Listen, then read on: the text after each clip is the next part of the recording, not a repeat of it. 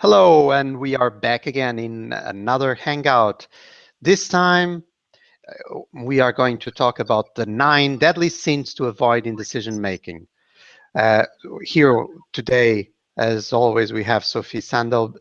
Peter is having some issues, technical issues, technology. Murphy's Law is back again. So we hope that he will join us during this hangout. So, with no further delay, let's start with number one. And I will give you the floor, Sophie, and then I will go for number two, if you don't mind. So, what is your number one, not in a particular order, 9 deadly sin to avoid in decision making? Yeah. Hello, everyone. My first tips, if you would like to make good and sustainable decisions, is to avoid all kind of group thinking. When we are forced to comply with the rest of the group and just think like everybody else, we make really poor decision for the future, and the outcome can be devastating. And they are often quite poor because you're not allowed to use your own knowledge. You're like allowed to use the kind of knowledge that is in the group that everybody are conforming with, but you're often left with very low morale, and that's not the way that you're developing any kind of organization. And you're also quite narrow-minded, and I can see, I've seen this many times, and we know about political decisions, we know about conflicts that never ends because we're not allowed to think outside the way that they have conformed in the past. And it's a leadership question, and it's also individual responsibility that you are in this process together with others, and you must allow people to think differently. And personally, I think it's awful, when you're pushing people to think the way that you think. It's a way of leaving out democracy. So definitely avoid group thinking as often as you can. Be aware about that it's an inhuman being to try to comply with what's around them, so we are accepted. But if it's something that you think is unethical, don't go ahead with it. Yeah, because I think when you do things that go against your values, is like making invoices for the future. You never know when somebody will collect them. Yeah. So, Peter, welcome. You were having issues, technical issues. Do you want to do the second one, or shall I do it? Or how is the technical issues? No sound from Peter. Peter looks like a fish now. So, yes, it is like a fish. And it's Nemo back again. So, Peter, I will do the second one. The second deadly sin to avoid in decision making, in my view, is that you should acknowledge that you are the center of the universe. Uh, Meaning that it is a deadly sin not to acknowledge. Because many times we are like, by culture, by education, people say, look, you are not the center of the universe. You shouldn't think that you are the center of the universe. And in reality, we are the center of the universe. And that influences a lot in decision making. Because, for instance, I'm in this room. I'm in the center of the universe at this point because everything is around me. Sophie is in the center of the universe because everything is around her. Peter is in the center of the universe because everything is around him. Is the way that we understand the world. And Peter, you still look like a fish. So we are, many times we think that, oh, no, I can put myself on the other person's shoes. It's not really. We put ourselves in a very strange way. We put ourselves is like we think that we are putting ourselves, but we are still the center of the universe. So that's a big issue. So when we acknowledge that all our decisions are made from our own perspective, even when we think that we are putting ourselves on the other side, it's much better because we are more realistic about what we are doing. We can understand the mistakes that we can make. Whoops, now I heard some sound, Peter. Can you hear me? Yes, finally. So, Aha. Peter, I will give you the third deadly sin to avoid in decision making. No, you So, won't. I'll give it to you. no, so let's go for Sophie again. Can you hear Sophie, me? yes, I can hear you loud and clear. Do you want to do the third one or not? Are you available at this point? Oh, Nemo again. Bad sound. A problem with sound again. Sophie, let's go for number 3. So Yeah. what is your second, Okay. but number 3?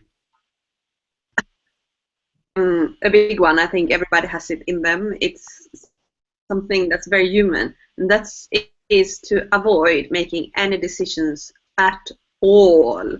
We just leave it and we leave it and we leave it and we don't do anything.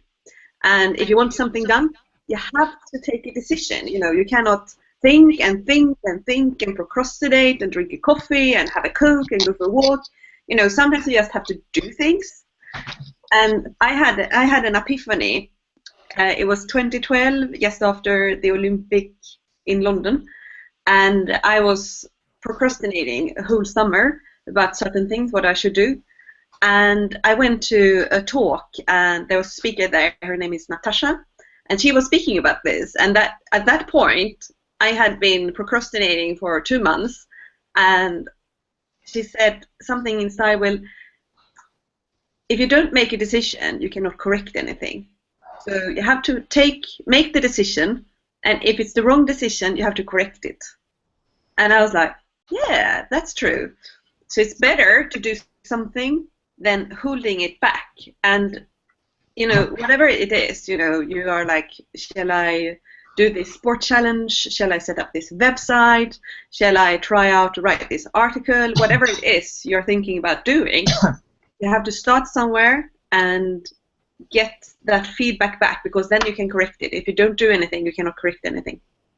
An interesting thing is that many times we have this problem that we think that we shouldn't have taken that decision, or because we regret about it. And it's very stupid, because you don't live in parallel universes, and you can see how it would be if you had did like that, or in a different way.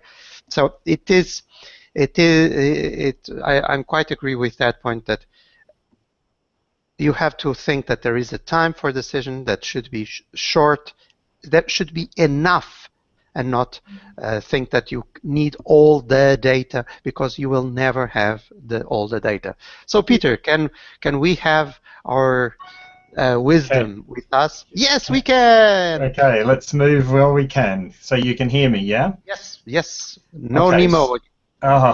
Let's long may it last. Okay, so my first one is assuming that other people will know better than you what is the right decision for you.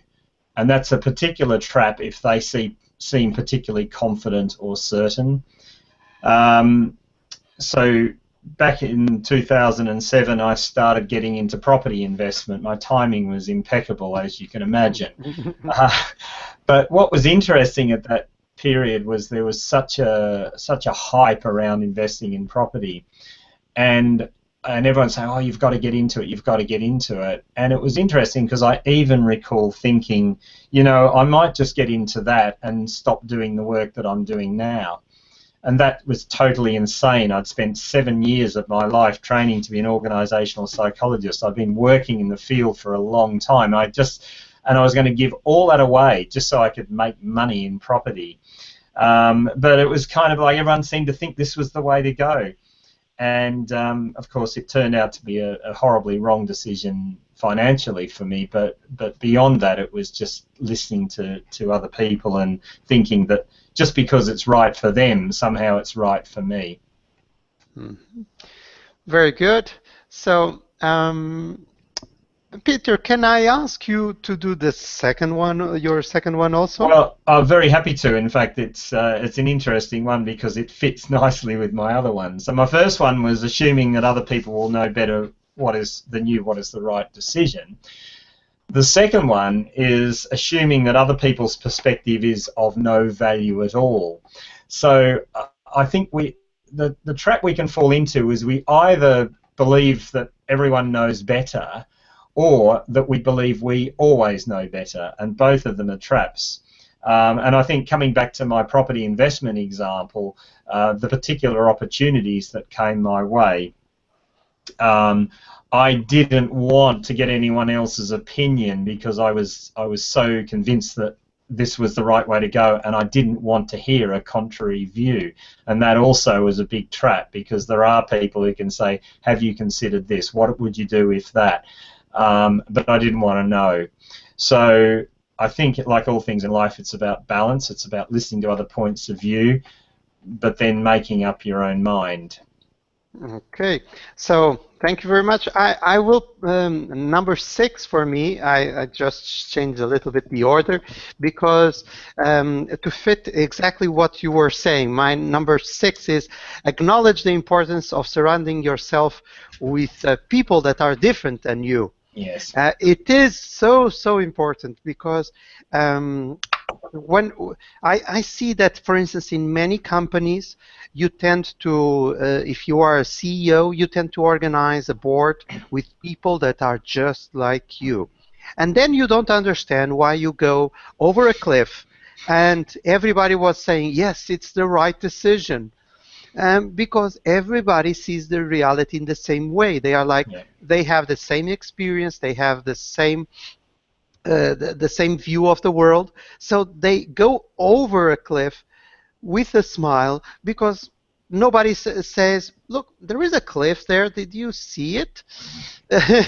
So it's really interesting. Nowadays there are even very innovative companies that, for instance, they don't have in their board people with all the same line of thinking. I've seen some boards that have like very strange things, like they invite like a dancer to be in the board, or a painter, and you are thinking, what? Why you would have like why? It should be like a big guru in finance. It should be a big guru in marketing. It's stupid to have this kind of people. But if you start to understand the value of these people that can challenge you completely and look to something in a way that you would never see it. So it's very important to surround yourself, and when you do it in personally, so you have to think that the friendships that you cultivate, it's very important that you always think that it's like your personal board. So you have to surround yourself with people that are different, that have different experiences. So for instance, one of the things that I think that it's like kind of instrument that is very good inside the companies is when you are a mentor to other people. Because when you are a mentor to other people, the probability of them having the same background is almost zero. So they have different age, they have different experience, and they have different view of the world. So it's very good. It's a very good way of doing it in a very systematic way. So, can I just comment? Can I just comment please, on that? Please. And I think it relates back to Sophie's thing around groupthink. And if you haven't seen the movie The Big Short, which was about the banking crisis, go and see it. It's a beautiful example of everyone thinking the same way, and the couple of exceptional people who thought differently about what was going on were shouted down. In that particular movie, those individuals happened to make a lot of money because they bet against the herd of lemmings running towards the cliff. And coming back to your comment about boards, I think it's a really key point, and that's why we need diversity. This is not about political correctness. This is about good business sense. You want a mixture of perspectives, you know, obviously male and female, but people from very different backgrounds. And as you say, the companies that are going to do well are those who are able to not only have the different voices heard, but find a different way to integrate them. Thank you very much. Sophie, can I have your last one and the number 7? Yes, of course. This is about thinking that when you're going to make a decision, um, that I did this when I was younger quite often, that I was asking like different people for permission to do what I wanted to do. And I was a very keen sailor when I was like in my early 20s. And in Sweden, you don't really use your boat that much because it's the summer period from like April to maybe say October, November. And you use it for a few weeks in the summer and a few weekends. And I thought to myself, I really would like to buy a boat, but I would like to share it with someone else. And at that time, I didn't know anyone who did boat sharing. And I was asking some experienced sailors that I know, do you know, is it common that you do this kind of boat sharing thing? And everybody said, no, I never heard about that. And I'm like, but it's illogical to have a boat by yourself and you say you use it for 2 weeks in the summer and then 10 weekends. You can better share it with someone else, and then you can use it every second weekend and have it for a few weeks in the summer, and then you share the costs and everything. And they were like, no, I don't really know about that. And then, say 5 years later, I heard about this concept. And I was like, okay, so you're 10 people sharing a big boat together. And I was sailing this boat from Mallorca to Sweden, so I got to know about this concept quite well. And they had like a weekend every spring where everybody who were involved in the boat came there and fixed the engine and fixed the sails and fixed everything together.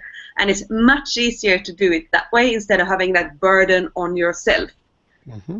And I was like, I don't know why I wanted to assure myself that that was the way you did it. And I ended up not buying a boat because of that. And can you imagine how many nice weekends and weeks I would have away with the boat?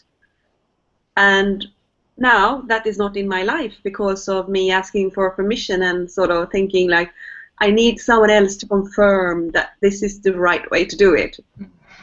Let me share one thing about that. That is my experience with innovation inside companies.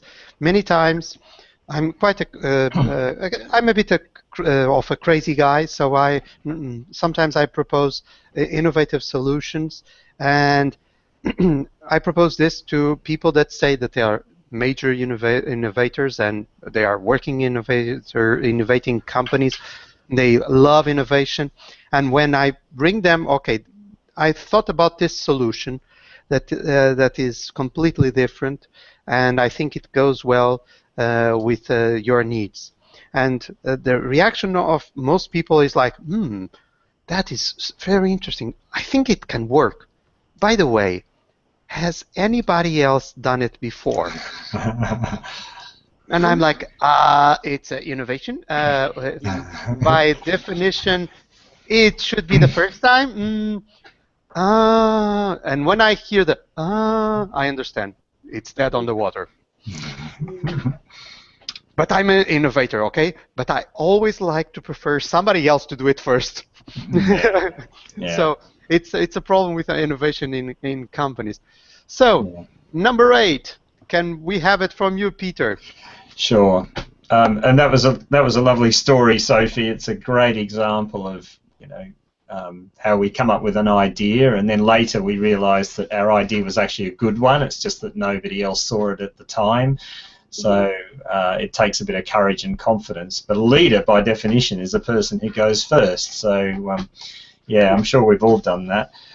My third one relates a little bit to what's been already said, and that is that you're constantly worrying about making a wrong decision and that somehow you just won't be able to cope with the consequences of that.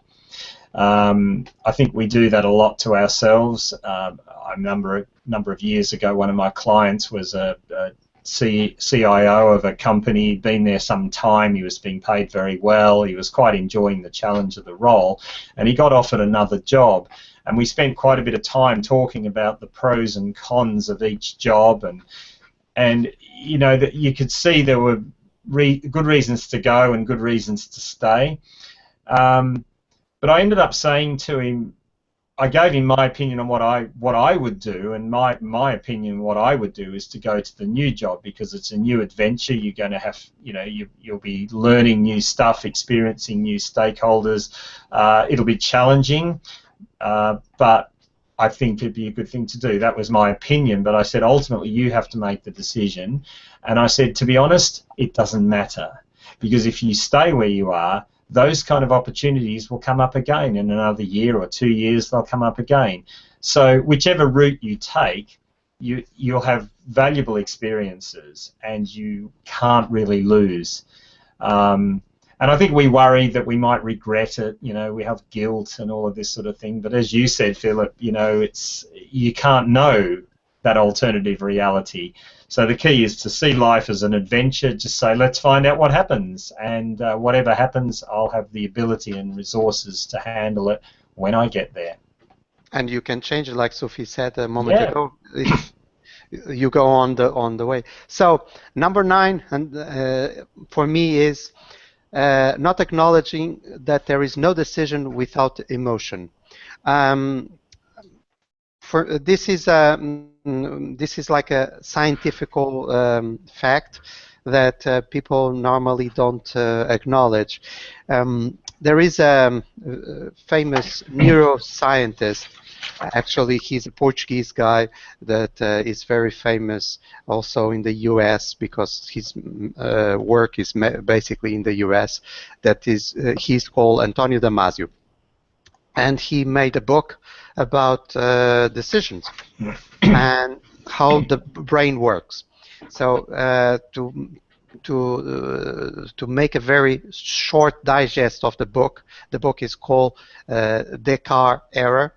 And Descartes, the famous French philosopher, put this framework that we are very rational people. We should take rational decisions. So we are the best on earth on that. But he proves by historical studies and by lab studies that in historical studies he studied the cases of people that had an issue with their brain. So, for instance, they got like stuck with a bar in the brain and affected the area of the brain that is in charge of emotions. And of course, people were were not emotional about anything, but at the same time they couldn't make a decision. Okay, so he tested this hypothesis in terms of lab and check with tests. People were confronted with decisions that they had to make, and to see what would happen with the brain, what parts of the brain would be eliminated. And in very, very rational decisions, the part of the brain that would light in the moment of decision was the part in charge of emotions. So he states that there is no decision without emotion. So when it is very interesting, because many times we see, and I was working at first in banking, so I had like business plans, and I had to read reports from companies and everything, and we would be very keen in being very rational about it. But believe me that there was some irrationality. So, for instance, if the report was very well presented with a very nice design and everything, probably we would evaluate the company in a different way than that would send some papers that were spread out and not very well organized. And maybe the others were very keen in investing in communication and had their last money spent on that. And others maybe had terrific accounting and didn't care about communication because they thought, nah, people are rational. And actually we are not. A lot of billion dollars decisions are made by emotion. So, for instance, in the movie that you were quoting, that I saw, the name of the movie again? The Big Short. The Big Short. Short. The Big Short. Yeah, The Big Short. I saw it, and you can see that not only the people that were completely right, they spread their idea because they were um, so so convincing that they were right, but also at the same time you could see a group of people that was the large one that were passing that those financial vehicles that were so absolutely toxic, but they were like, okay, if somebody says that is like that is okay, the others, they are a small minority, they probably are like some hippies of financial world, so they are crazy. So it was not based, the whole financial crisis was based on decisions made completely on emotion. They didn't see the figures, the people that crunch the figures, and that they see exactly what are the trends. Actually, the major character on that movie is a guy that is completely outside of the world, and he's only looking to the figures, and he's like forecasting. He fails for some months in terms of the big crash, but he really was crushing the figures, and he fails on some months because people didn't want to see the numbers. They were like, okay, this cannot happen, and it was their emotion, and that's why rating agencies were not doing their job. The Federal Reserve was not making their job because even I remember when Greenspan, and this I think it's not on the movie, appears on a Senate committee. He one of the things he says, I thought people would not be able to do what they did. It is like, oh my God, what are you doing? So it was like, I trust them, and they did bad things to me. And it was like seeing a kid, and he was like a financial genius before that. And it was emotion. We have to acknowledge there is no decision without emotion. And when we say, oh no, I decided with very rational arguments, in our own life, when we choose a car, we choose a car by the color of the car many times, and not because of the performance. And that is let's say, the arguments that the car dealer give us to convince ourselves. But we like that color. Oh yes, it has an MP3 reader. Oh fantastic! I can hear my music. Oh fantastic, and that's it. So it's So yeah. just on that, when I was learning about sales years ago, that one of the things they say is that people make decisions on emotion and then justify their decision using logic. And I think we have to be honest with ourselves about it. I think this is a really, really important point you're making, and I think one of the biggest problems we face in the world, particularly at the moment, is that we're so easily manipulated because of the emotion of fear.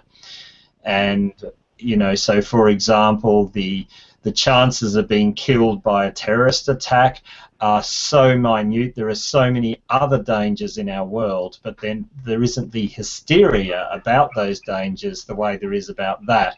And powerful interests can use that to manipulate us into doing things that are not actually particularly rational. So I think the first thing we have to do is notice our emotional reaction and remember that that is not necessarily a good basis to make a decision on. Well, Yeah. I have a point. Like, I was in a debate a few weeks ago whether technology is good or not for young people, and we're going to destroy the brain of everyone in the world. And then I heard from I don't remember her name, but she's written a book about this, that we are totally irrational about what we are scared of. And she said that there is 1.3 million people every year being killed in car accidents. And you're like, and how much? It's a major death origin, cause in the world. Car accidents. There are more people that die from car accidents than from wars. Yeah. We don't really. It's like something that just has to be there. We are like, okay. And that's just on that. I was in a place the other day, and they wrote up all these interesting facts. Did you know that there are 4 times more people killed by vending machines? You know, where you go and get your can of Coke or your chocolate bar. 4 times more people killed by vending machines than sharks. Yeah. So the So vending we're machine. more scared of sharks than we are of vending machines. We should have like a music on vending machines. Don't put your hand in there. I can't even imagine what actually happens that someone gets killed by one. I don't know whether they try and maybe it's because they get so angry because it hasn't given them their chocolate bar that they pull it down on top of themselves. I have no idea, but it's... We never saw a CSI with a vending machine. Yes, what was the cause of? It was a vending machine. Oh, so it is interesting that we see the world in a very strange way because we are conditioned by our emotions, and the problem is that we are always doing like that. So I think we cannot go from out of it. We cannot, because it's like our brain is wired is like that. But what acknowledging it makes us thinking a little bit more. Yes. Let's see, am I really buying this product because I think that it's a beautiful girl offering me this product, or do I need it? So Yeah. we have to stop a little bit. Okay, Yeah. am I being manipulated? Let's think about it. Yeah. So, guys, we are achieving the 9. Let me go through all the 9 deadly sins to avoid in decision making. And so number 1, group thinking. Often bad and dysfunctional outcome. Number 2, not acknowledging that you are the center of the universe. Number 3, not daring to make decision at all, spending ages thinking about what you should do. Number 4, assuming that people will know better than you what is the right decision for you. Number 5, assuming that other people's suggestions is of no value at all. Number 6, not acknowledging the importance of surrounding yourself with people that are different than you. Number 7, asking other people for permission before you make a decision. Number 8, constantly worrying that you are making the wrong decision and won't be able to cope with the consequences of that. And number 9, not acknowledging that there is no decision without emotion. And those are, in our view, in Sophie, Peter, and Filipe's view, the 9 deadly sins that you should avoid in decision making. And any questions from the audience? We have some people watching. If you want, now is the moment, and it's like the weddings. Shout now your question, or forever hold your breath. Not the breath, because you might explode. So, guys, anything that you want to add? Not really. I think just to reiterate your last point about understanding that we make decisions quite irrationally a lot of the time because of the emotion, and I think the way to, as I think you've suggested, the way to go beyond that is to step back, take some time. People often type angry emails in response to other people. I always say don't send it, leave it. Come back and have another look tomorrow, or maybe send it to a trusted, counselor, mentor, coach, or whatever, for them to have a look at it, because they're not as caught up in it emotionally, and they can help you think more carefully about what you're doing, and that would apply to any major decision. Mm-hmm. Very good. So, guys, as always, it is a pleasure to be with you online. It's always a learning experience for myself, and I hope for you also. Yeah. So, guys, we will. This is the second one of a series of the 9 thingies. So we will have another hangout with 9 other interesting facts for you guys. So, see you around. Yeah. Bye. Bye. Bye.